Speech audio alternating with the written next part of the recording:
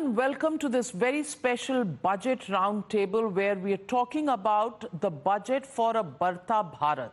The red Bahi Khata, or an iPad these days, of budget holds the future of Viksit Bharat vision for 2047. It will set the course for Atmanirbharta and chart the way for India to become the third largest economy in the world in the third term of the Modi Sarkar. This comes around 1.5 months after the BJP returned to power for a record third time, albeit with a reduced tally of numbers in Lok Sabha and, as the opposition calls it, crutches of alliance partners. As Modi 3.0 prepares its first full budget, a post-poll reality check awaits them. Will the Modi government's budget be populist or pragmatic? Will the focus be on fueling growth, boosting investments and introducing big-ticket reforms? Will the government put more money in the hands of the Aam Aadmi? And will the Atmanirbharta push for Bharat see the expansion in other sectors as well? The questions are many and there are a lot of expectations too. While the definite answers to these questions will be known once the budget is presented. On this special roundtable today, we will try and decode where India stands in terms of key parameters of growth and whether we are on the track to achieve the Viksit Bharat dream. The big question, of course, will be, does the Modi Sarkar have a pill for growth and jobs? Something that they need not just politically, but even to rev up the economy. There are two contrasting studies that have made headlines, one by Citigroup, which stated that India will struggle to create employment opportunities even with a 7% growth. However, the government cited the RBI data, according to which India has generated more than 8 crore employment opportunities between 2017 to 2022. Not just jobs, what about the path to reform? Is it expected that Nirmala Sitharaman, the finance minister, could bring in reforms to boost FDI inflows by revising the FDI caps across several sectors? The centre is also likely to provide more incentives to boost investments. And all of these issues clearly on the agenda. How many of them will see the light of day? Well, we have a very esteemed panel to take us through the expectations and the reality. And joining me on this show is Sanjiv Puri, President of the CII and Chairman and Managing Director of ITC. Also joining me is Chandrajit Banerjee, Director General of the CII, the man who everybody knows takes all the suggestions to the government from India Inc. Rajiv Memani, President Designate CII and Chairman and CEO of an Ernst & Young India, and R. Mukundan, Vice President CII and Managing Director and CEO of Tata Chemicals. Welcome, gentlemen, to this show, and let's begin right with the expectations that you have. And what would you want to see Mr. Sanjiv Puri, the Finance Minister, do? The political reality is there, the numbers are there, elections over, behind us, but it's been only 6 weeks and there has been a message that the mandate has suggested. Do you think Finance Minister will make a statement through this budget that they're committed to take India to #3 economy in the world, and what can she do to make that a reality? Thank you, Navika. So first of all, you touched upon a very important point in the introduction, that was of really creating good quality jobs. And good quality jobs and economic growth are not divorced from each other. I think economic growth is what will lead to creation of productive capacity. So the whole model of investment-led growth, this whole model of empowerment, I think the fruits are visible. See, private capex is also now at 23.8% of GDP. Corporate balance sheets are in better shape. Financial sector health is much better. So investments are happening. Our internal surveys in CII shows that there is tremendous optimism and capacity utilizations are upwards of 75%. So we are going to see more investments going forward.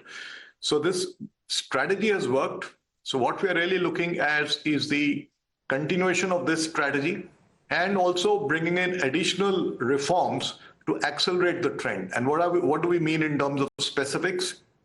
We're looking for, investments for inclusive growth. We're looking for investments to deal with the climate emergency. Yes, staying within the fiscal glide path.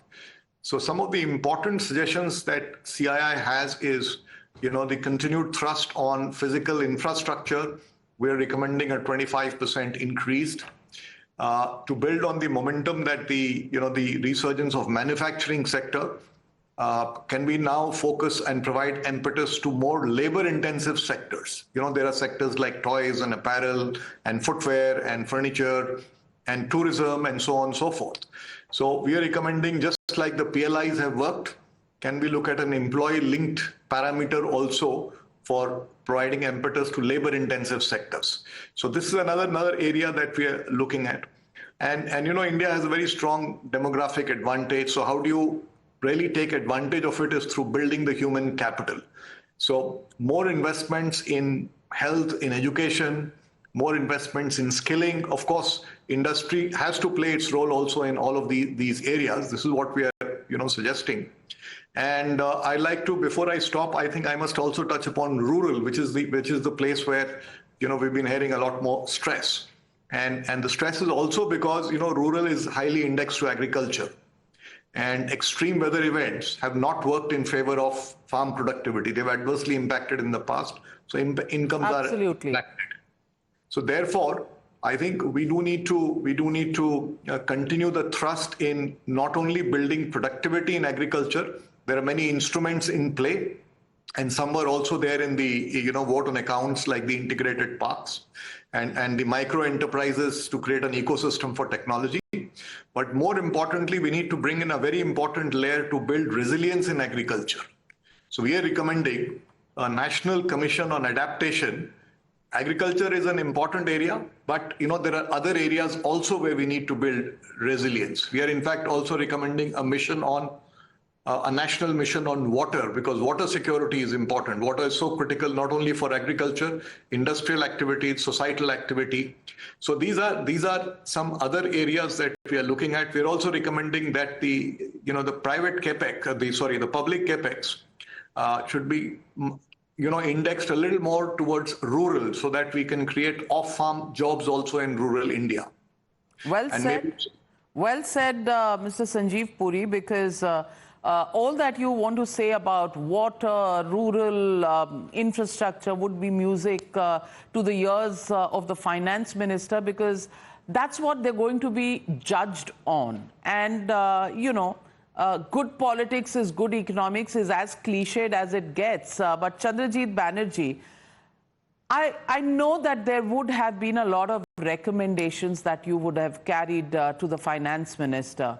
The fact is, and I want to do a reality check here, we live in the real world, and in the real world, the numbers are a little down. Are the chips down?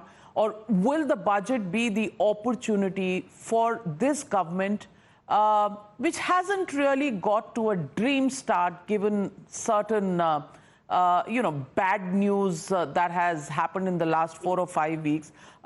What do you think, in reality terms, they will be able to deliver, given political pressures and push and pull on jobs, etc., that has been part of the rhetoric through the election season?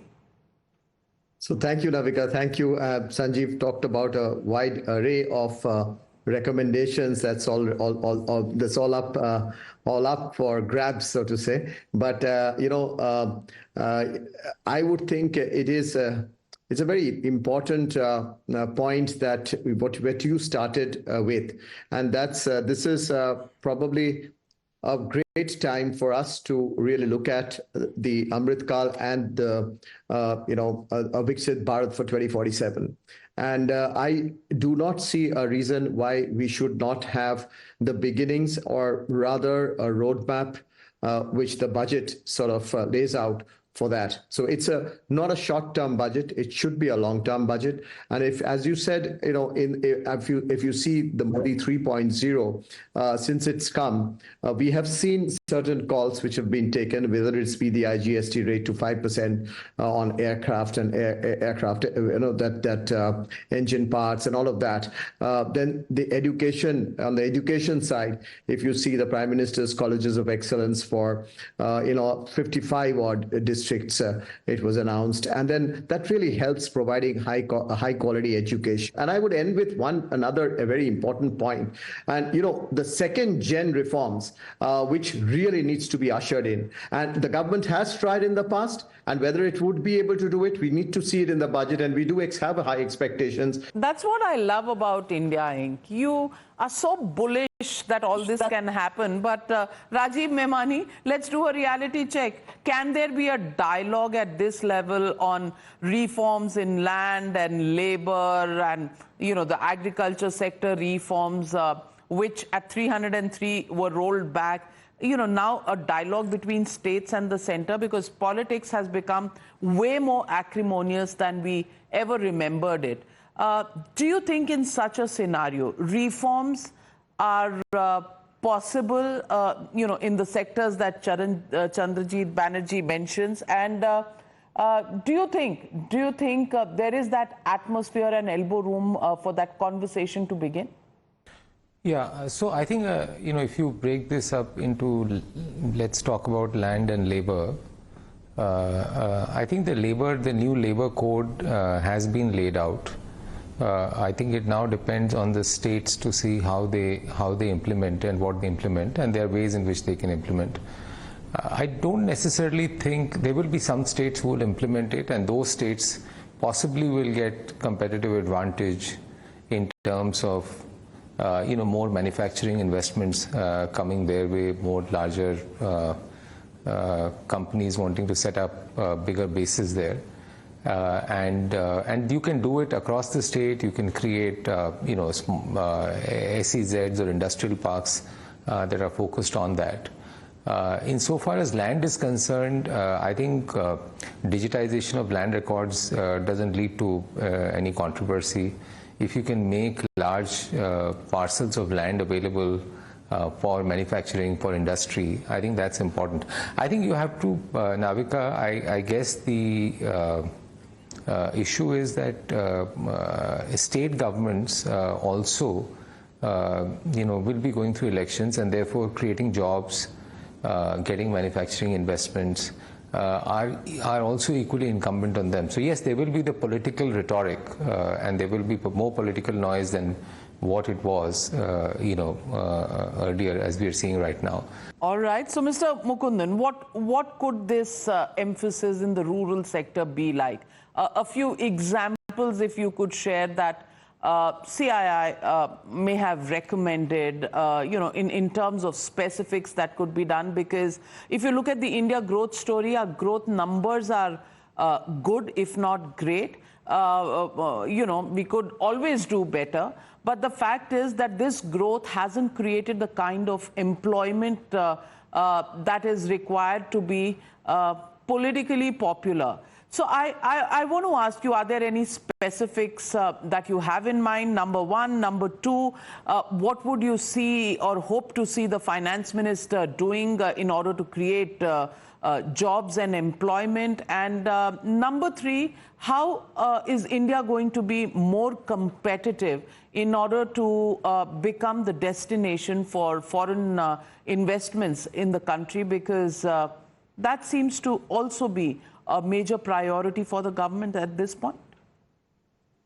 Yeah, so Navika, I think we need to break this down into, let's take rural first. I think in the rural area, the lot of emphasis has to be made on the agriculture productivity. There's a lot which we can do with farmers, with farm productivity, including bringing them new skills, access to technology, access to latest, let's say, seed quality specifics we can take, all the inputs, all the best inputs which we can bring to them.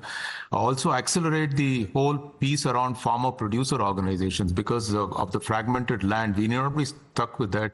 The biggest examples of productivity increases come through FPOs, and also enabling the farmers to acquire these skills. I think we need to focus clearly on that.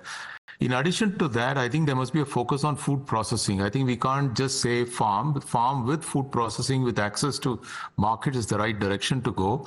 And in many cases, also the international markets. I think our food production can continue to increase. We can become the food basket for the world. In terms of manufacturing, again, I think MSME focus has to be very, very high. And that has to be backed up with linkage to global supply chain. So getting foreign investment specifically in those sectors where the linkage to international producers will be a great to boost to the MSME sector. You look at defense, I think worldwide defense expenditure is increasing.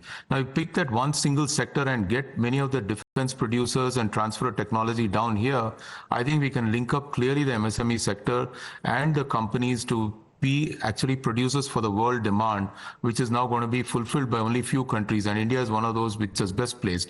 So we got to take a sectoral approach. We got to think about rural economy, linking it to urban economy. At the same time, also how do we become part of the global supply chain? In manufacturing, similarly, we need to think about how to sort of scale up the MSMEs by linking them again to the international markets.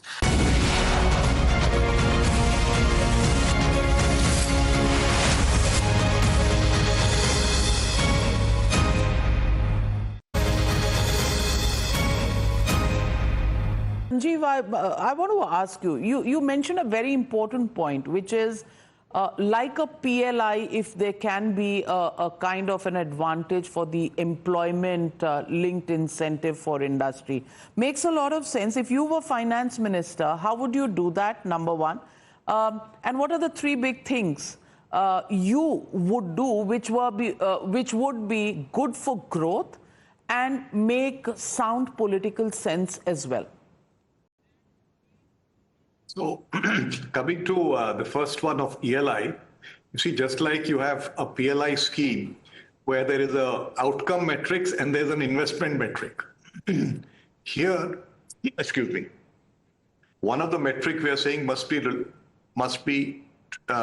to the number of quality jobs that are being created, along with some outcome metric.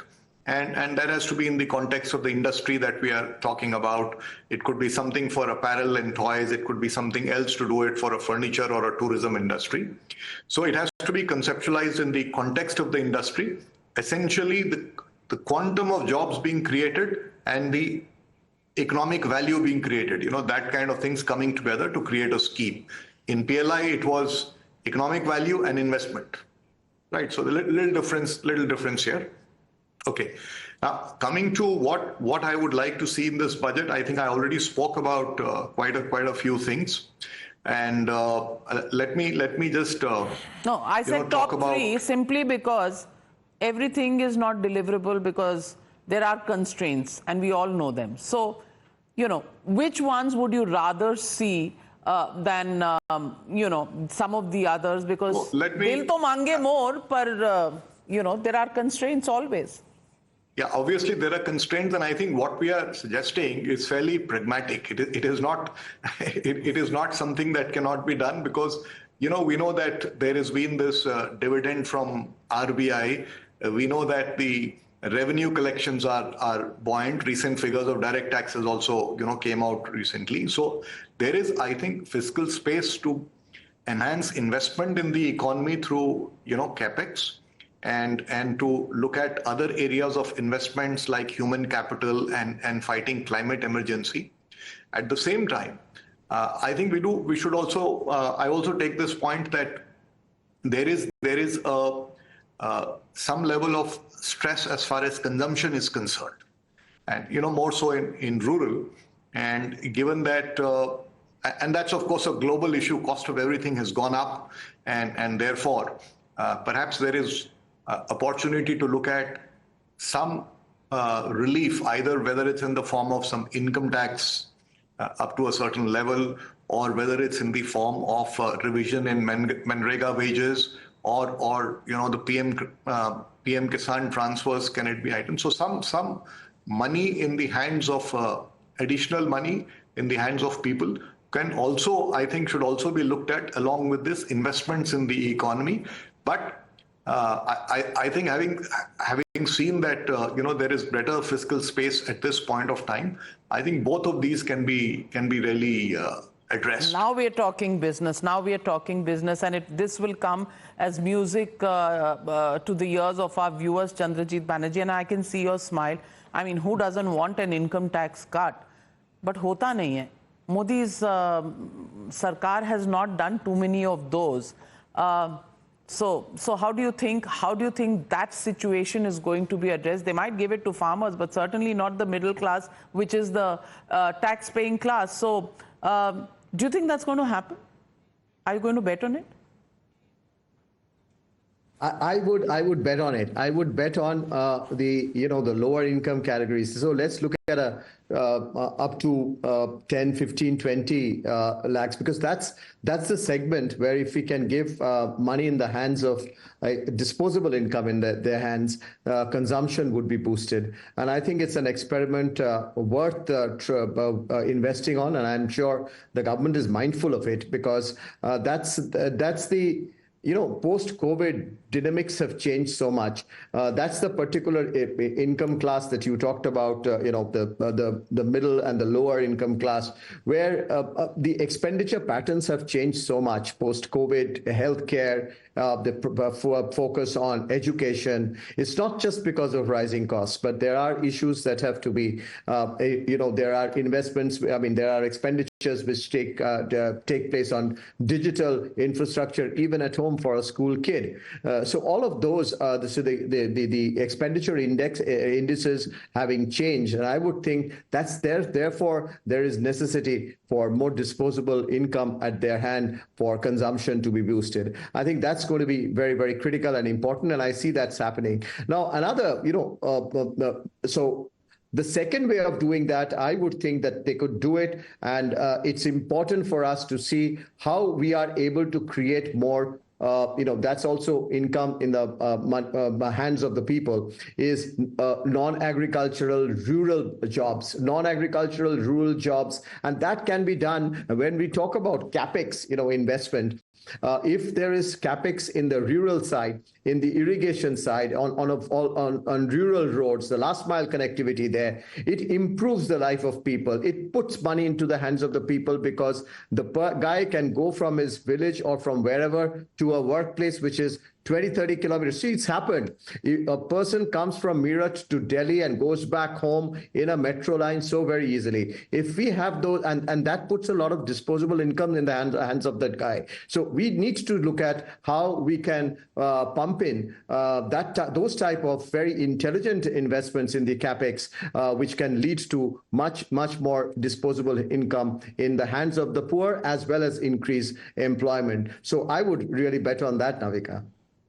Mr. Memani, that's a wish list. I think that will get a lot of votes, even post-elections. But even at the higher slabs, do you think, and I want to ask you that question, because even at the highest slabs, 42, 43% taxation that's happening at the income tax levels, isn't that too high for...